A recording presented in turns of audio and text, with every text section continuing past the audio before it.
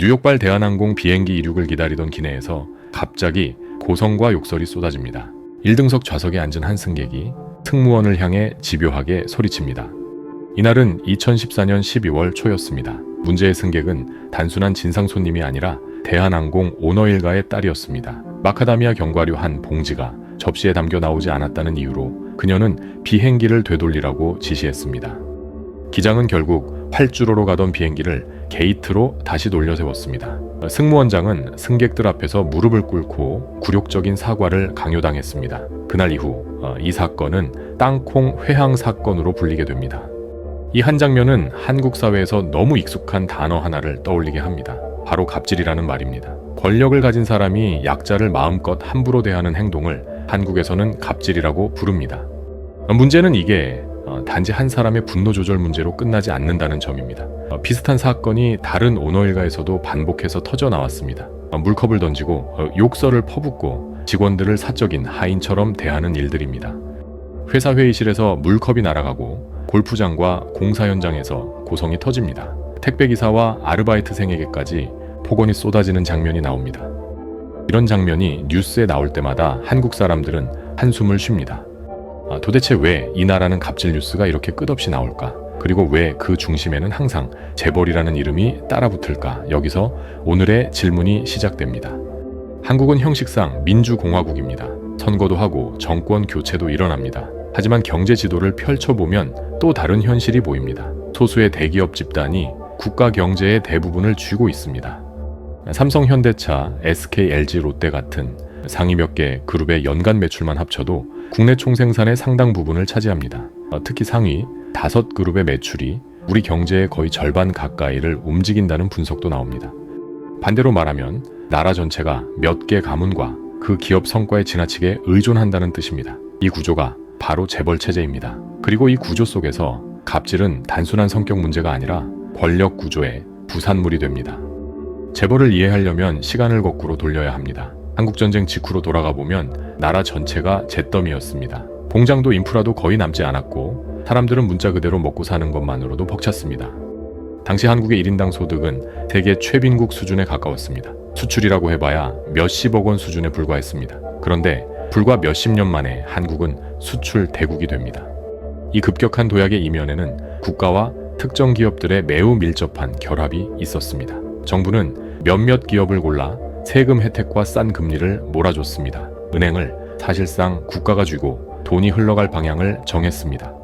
정권은 5해 단위의 경제개발 계획을 세웠습니다. 철강, 화학, 조선, 자동차 같은 산업을 키우겠다고 정하면 그 분야 재벌에게 막대한 대출과 보증을 몰아줬습니다. 경쟁에서 이긴 기업이 보상을 받는 구조가 아니라 미리 선택된 기업에게 성장 기회가 주어지는 구조였습니다. 말 그대로 국가가 키워준 특혜 성장 기업들이었습니다. 단기적으로는 효과가 컸습니다. 수출액은 몇 년 사이에 수십 배 늘어났습니다. 1인당 소득도 빠르게 오르면서 한강의 기적이라는 말이 교과서에 등장했습니다.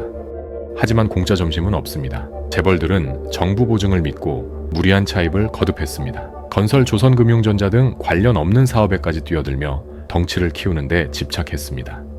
위험한 신호는 이미 쌓이고 있었습니다. 외환위기 직전 상위 대기업들의 부채 비율은 몇백 %를 넘겼습니다. 정상적인 나라라면 이미 부도났을 숫자였습니다. 그러나 은행도 정부도 계속해서 돈을 빌려줬습니다.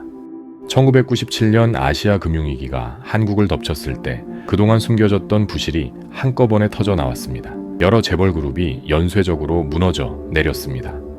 그중 가장 상징적인 이름이 바로 대우그룹입니다. 한때 한국 2위 그룹이던 대우는 자동차, 선박, 전자, 건설까지 없는 게 없는 공룡이었습니다. 하지만 부채가 수십조 원을 넘어서자 결국 산산이 해체됩니다.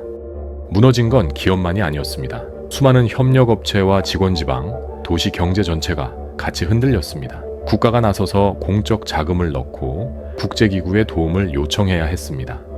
외환위기 이후 한국은 재벌개혁을 약속했습니다. 지배구조를 투명하게 만들고 부채 의존을 줄이겠다고 했습니다. 하지만 시간이 흐르면서 약속은 점점 흐려졌습니다. 2000년대 이후에도 재벌 총수 일가의 비리는 계속 이어졌습니다. 배임, 탈세, 뇌물, 공모 입찰 등 온갖 혐의로 재판을 받지만 징역형을 선고받아도 곧 집행유예나 사면이 뒤따랐습니다. 한국에는 이런 농담 같은 말이 있습니다. 부자에게는 3호 법칙이 있다. 징역 3년에 집행유예 5년이라는 뜻입니다. 서민에게는 인생형이 내려져도 재벌에게는 경제에 기여했다는 이유로 언제든 면죄부가 주어졌습니다.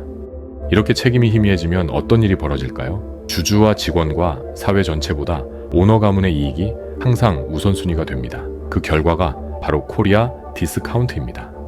코리아 디스카운트란 한국 기업들의 실적에 비해 주가가 유난히 낮게 거래되는 현상입니다. 기술력도 있고 수출도 잘하는데 주가 수익 비율이나 주가 순자산 비율이 해외 경쟁사보다 훨씬 낮습니다.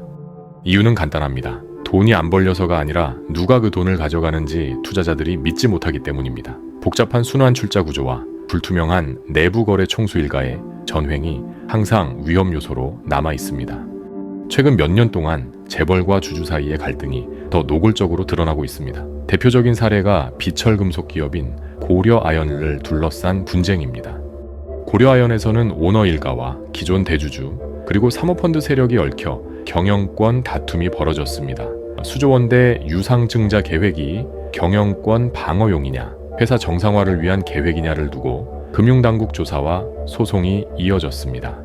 이 싸움은 단일 기업을 넘어 한국 재벌집의 구조에 민낯을 보여줍니다. 주주 가치를 높이겠다 하며 자사주를 되사들인 뒤 곧바로 다른 방식의 자금 조달을 추진하기도 했습니다. 시장 신뢰가 흔들릴 수밖에 없습니다. 삼성의 지배 구조를 둘러싼 논란도 여전히 진행형입니다. 해외 연기금과 의결권 자문사들이 배당 확대와 지배 구조 개선을 요구해도 총수 일가와 우호 지분이 단단히 움직이지 않으면 변화는 번번이 좌절됩니다. 숫자로 보면 한국 경제의 쏠림은 더 극명합니다. 수많은 재벌 중에서도 몇 개 그룹의 매출만 합치면 국내 총생산의 큰 비중을 차지합니다. 그런데 정작 이 기업들에서 일하는 사람 비중은 생각보다 많지 않습니다. 통계에 따르면 한국에서는 직원 수 300명 이상 대기업에서 일하는 사람 비율이 전체 노동자의 일부에 그칩니다. 반면 직원 수가 적은 영세 사업장과 중소기업이 전체 고용의 대부분을 떠안고 있습니다. 기업 수로 보면 중소기업과 소상공인이 전체의 거의 전부입니다. 고용 비중도 80% 안팎을 차지합니다. 하지만 매출과 이익 비중은 대기업에 한참 못 미칩니다.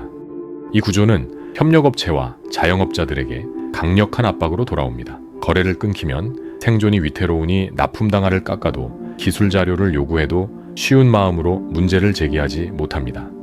실제로 한 대형 조선사는 엔진 부품을 납품하던 업체의 기술 자료를 요구한 뒤 비슷한 부품을 직접 만들면서 협력업체를 사실상 밀어낸 혐의로 억대 과징금을 부과받았습니다. 이런 일이 반복되면 혁신적인 중소기업들이 기술을 키워도 과실을 온전히 가져가지 못합니다. 결국 한국은 창업은 많은데 중소기업이 중견기업 대기업으로 크는 사다리가 막혀 있다는 평가를 받습니다. 노동시장에서도 재벌의 위상은 절대적입니다. 대기업 정규직의 임금과 복지는 중소기업보다 훨씬 높습니다. 그래서 청년 구직자들은 몇 퍼센트 안 되는 대기업 일자리를 두고 치열한 경쟁을 벌입니다. 반면 중소기업들은 사람을 구하지 못해서 채용 공고를 장기간 올려둡니다. 임금 격차와 복지 격차가 크다 보니 청년층은 중소기업 입사를 인생의 실패처럼 느끼기도 합니다. 한 사회의 계급 의식이 기업 로고에 의해 정해지는 셈입니다. 최근 경기 둔화와 정치 불안 속에서 전체 실업률이 오르자 청년층은 더 큰 불안을 느끼고 있습니다. 대기업 채용은 정체되어 있고 중소기업 일자리는 장시간 노동과 낮은 임금에 미래가 보이지 않는다는 불만이 쌓여 있습니다. 그럼 정부는 아무것도 하지 않는 걸까요? 최근 몇 년 사이 정부와 국회도 코리아 디스카운트와 재벌 지배 구조 문제를 공식 의제로 올리기 시작했습니다. 2024년부터는 기업 가치 제고 프로그램이라는 이름으로 상장사들이 자발적으로 지배 구조와 주주 환원 계획을 공개하도록 유도하고 있습니다. 목표를 잘 이행한 기업에는 세제 혜택과 인덱스 편입 같은 당근도 제시합니다. 또 2025년에는 이사회가 소수주주의 이익도 명확히 고려해야 한다는 상법 개정 논의가 국회에서 본격적으로 진행됐습니다. 감사위원을 따로 뽑게 하고 대형 기업의 이사 선임 방식에 견제 장치를 넣는 법안들입니다. 하지만 이런 변화는 여전히 절반의 개혁에 가깝습니다. 프로그램 참여는 대부분 자율이고 강제력 있는 제재는 약합니다. 재계는 소송 남발과 경영 불안을 이유로 반발하고 정치권도 선거와 이해관계를 계산하지 않을 수 없습니다. 그럼에도 분명한 사실이 하나 있습니다. 이제 재벌 문제는 더 이상 전문가들만의 논쟁이 아니라 개미 투자자와 청년 구직자, 소상공인과 직장인 모두의 일상적인 화제가 되었다는 점입니다.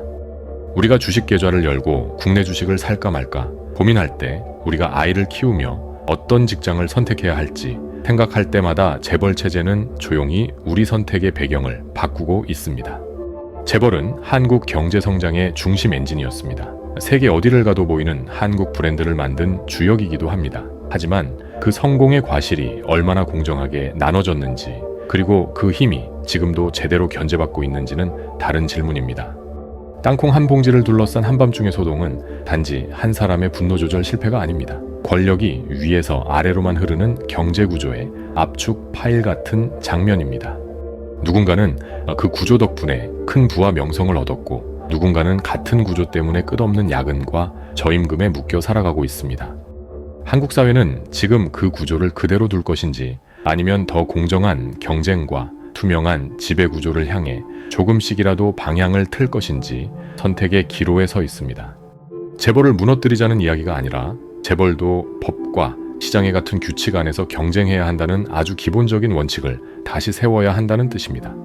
갑질이 오픈 뉴스가 아니라 진짜 예외적인 사건이 되는 나라, 코리아 디스카운트가 코리아 프리미엄으로 바뀌는 나라, 대기업의 성공과 평범한 시민의 삶이 함께 나아갈 수 있는 나라, 그런 나라가 될 수 있을지 없는지는 결국 재벌 몇 가문이 아니라 이 영상을 보고 있는 우리 모두의 선택과 목소리에 달려 있습니다.